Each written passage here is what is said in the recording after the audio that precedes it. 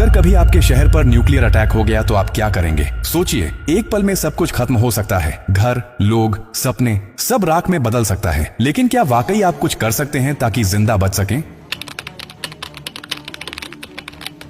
हाँ, अगर आप अभी से तैयार हैं, ये जानकारी जिंदगी और मौत के बीच की दूरी तय कर सकती है। क्योंकि जब एक न्यूक्लियर बम गिरता है तो सिर्फ धमाका ही नहीं होता, उसके बाद शुरू होता है वो खतरनाक खेल जिसे कहते हैं रेडिएशन फॉलआउट। और उसमें जो जिंदा बचता है वो भी धीरे धीरे मरने लगता है। सबसे पहले जानिए कि जैसे ही न्यूक्लियर बम गिरता है, एक तेज सफेद रोशनी आपके सामने आती है। इस रोशनी को देखना मतलब अपनी आंखों की रोशनी खो देना। आप अंधे हो सकते हैं स्थायी रूप से। इसलिए पहला कदम, जैसे ही धमाके की खबर मिले या रोशनी दिखे, तुरंत जमीन पर लेट जाइए, अपनी आंखें और कान बंद कर लीजिए और चेहरे को किसी कपड़े से ढक लीजिए। ये पहली रक्षा है। अब सवाल उठता है कि कहां जाएं? तो याद रखिए, अगर आपके आसपास कोई मेट्रो स्टेशन है, बेसमेंट है, अंडरग्राउंड पार्किंग है, तो वहीं भागिए, क्योंकि जमीन के नीचे रहना न्यूक्लियर फॉलआउट से बचने का सबसे कारगर तरीका है। लेकिन अगर कुछ नहीं है तो अपने घर को ही शेल्टर बनाना पड़ेगा। सारी खिड़कियां, दरवाजे बंद कर दीजिए। हर छोटी छोटी दरार को भी किसी कपड़े, टेप या गत्ते से बंद कीजिए। हवा का एक भी रास्ता नहीं खुला रहना चाहिए। अटैक से पहले या जैसे ही खबर मिले, आपके पास सिर्फ कुछ मिनट होंगे। उसी वक्त पानी भरिए, बाल्टी, बोतल, ड्रम, जो भी है। याद रखिए, अटैक के बाद पानी में रेडिएशन मिल सकता है। नल से पानी बिल्कुल मत पीजिए, इसलिए पहले से स्टोर किया हुआ पानी ही जिंदगी बचाएगा। खाने के लिए ड्राई फूड रखें,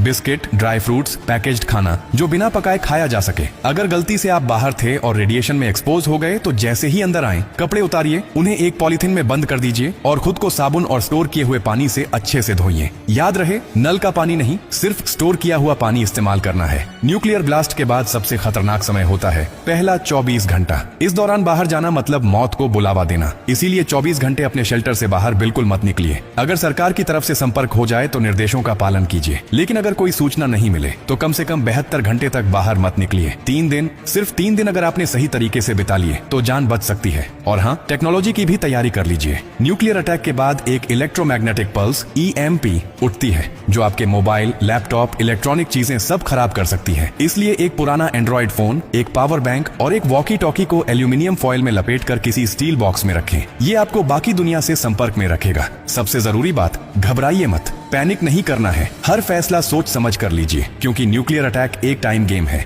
जो जितना शांत रहेगा, उसकी जान बचने के चांस उतने ही ज्यादा होंगे। और याद रखिए, ये जानकारी सिर्फ आपके लिए नहीं, बल्कि आपके परिवार, दोस्तों, पड़ोसियों और पूरे समाज के लिए है। क्या आप अकेले सुरक्षित रहना चाहते हैं? नहीं ना? तो इस जानकारी को हर उस इंसान तक पहुंचाइए जिसकी जिंदगी की आपको परवाह है। हो सकता है आपकी एक शेयर से किसी माँ का बच्चा जिंदा रह जाए, किसी पिता की आखिरी उम्मीद बच जाए, किसी बहन का भाई लौट कर घर आ जाए। और यही तो असली इंसानियत है। और हाँ, जब आप जिंदगी बांट रहे हैं तो एक वादा भी कीजिए। डॉक्टर कार्डियो की हर पोस्ट से कुछ सीखेंगे और दूसरों को भी सिखाएंगे, क्योंकि हमारा मकसद सिर्फ कंटेंट नहीं, आपकी सुरक्षा है, आपकी जिंदगी है।